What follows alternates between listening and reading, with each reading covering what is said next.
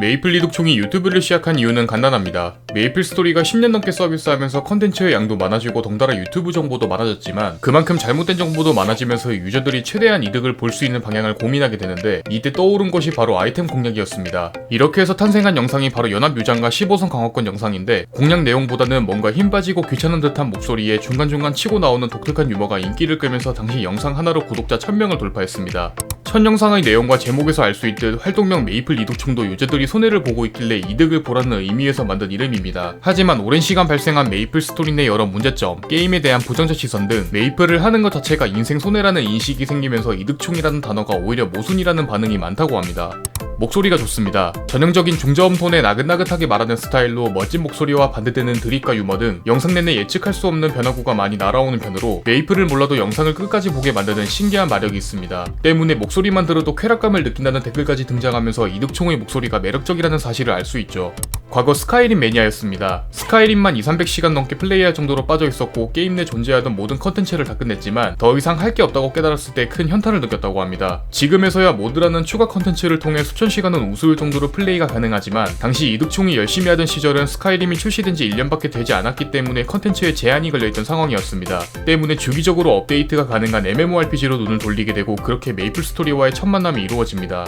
이득총 채널의 상징성이자 꾸준히 플레이하고 있는 게임으로 메이플 스토리 그 자체를 뼛속까지 분석하는 능력이 매우 뛰어납니다. 정보성 영상 위주여서 메이플 유저가 아니면 다소 지루할 수 있는 내용이지만 잔잔한 목소리에 그렇지 못한 드립과 유머, 가끔가다 날려주는 팩폭까지 변화구로 날아오는 경우가 많으며 어려운 정보라도 쉽게 풀어서 설명한다는 장점이 있습니다. 또한 가끔 메이플 운영진의 숨은 의도를 알아채거나 예리한 부분까지 잡아내는 그야말로 자객의 모습을 보여주면서 메이플 골수 유저들도 이득총은 믿고 본다는 인식이 생기기도 했습니다. 메이플 스토리 팬텀이 본캐입니다. 메이플 유저 사이에선 보통 과금 전용 직업, 무과금 전용 직업을 따로 나누는 편인데 팬텀은 높은 과금력이 요구되는 소위 돈 잡아먹는 직업이라는 인식이 생겨 이득총인데 이득을 못 본다는 드립을 치기도 합니다.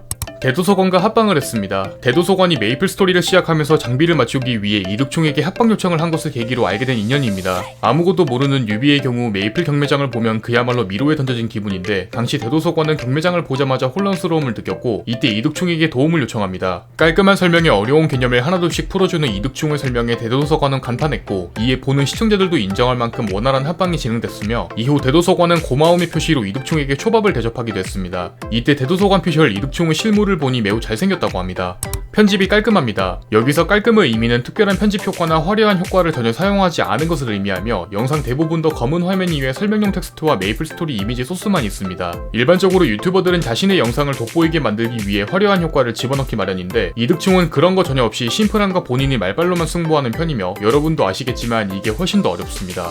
게임을 좋아합니다. 게임 유튜버라서 어떻게 보면 당연한 얘기지만 이득총은 메이플 스토리 말고도 플레이하는 게임의 스펙트럼이 굉장히 넓은 편입니다. 주로 스팀 게임 위주로 플레이하며 대표적으로 다크소울, 페르소나, 엑스컴, 몬스터헌터, 아이작, GTA 등 유명한 게임이거나 게임성이 검증된 작품들은 거의 다 해보는 편이며 최근에는 바이오 하자드 8까지 플레이 중이라고 합니다. 이렇게 많은 게임을 하는 이유는 바로 객관성 때문인데 유튜브 컨텐츠가 아무리 메이플 스토리라고 해도 여러가지 게임을 플레이해야 좀 더 넓은 시야에서 분석할 수 있기 때문이라고 합니다. 과거 위드 온라인을 즐겨 했습니다. 정확히는 스카이림 이전에 즐겼던 MMORPG 게임으로 나름 애정을 가지고 열심히 했던 게임인데 하루는 큰맘 먹고 문화상품권 3만원을 질러서 구매한 아이템을 사기당했고 당시 화가 나서 경찰서에 신고한 적이 있다고 합니다. 하지만 이때의 경험 덕분인지 메이플 스토리에서는 사기를 당한 적이 없다고 합니다. 국밥을 좋아합니다. 종류에 상관없이 국밥류라면 모두 좋아하는 진성 국밥인가 그 자체로 자매품인 설렁탕과 해장국도 상당히 좋아하는 편입니다. 학창시절 메이플 스토리에 주로 현질하다 보니 돈이 없는 경우가 많아서 이때 가성비 음식이 국밥을 주로 먹었는데 이게 습관이 되면서 지금도 먹고 싶은 게 있으면 바로 국밥집으로 향한다고 합니다.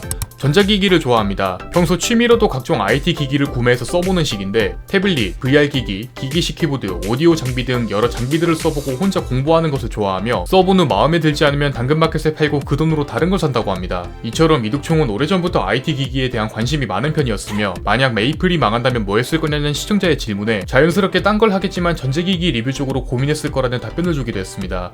유튜브를 많이 챙겨봅니다. 국내 채널로는 우악굿, 세글자, 팡이, 마제 위주로 보고 있고 해외 채널로는 리누스 테크팁스나 MKBHD 같은 테크 채널들을 주로 본다고 합니다. 자신의 채널이 메이플 관련이다 보니 예전에는 비슷한 채널들을 많이 챙겨봤는데 뭐든지 일이 되면 힘들고 귀찮아지듯 예전만큼의 흥미를 가지고 보는 게 어렵다고 합니다. 그래도 세글자와 팡이 유튜버의 경우 오래전부터 팬이어서 많이 챙겨보는 편이라고 합니다.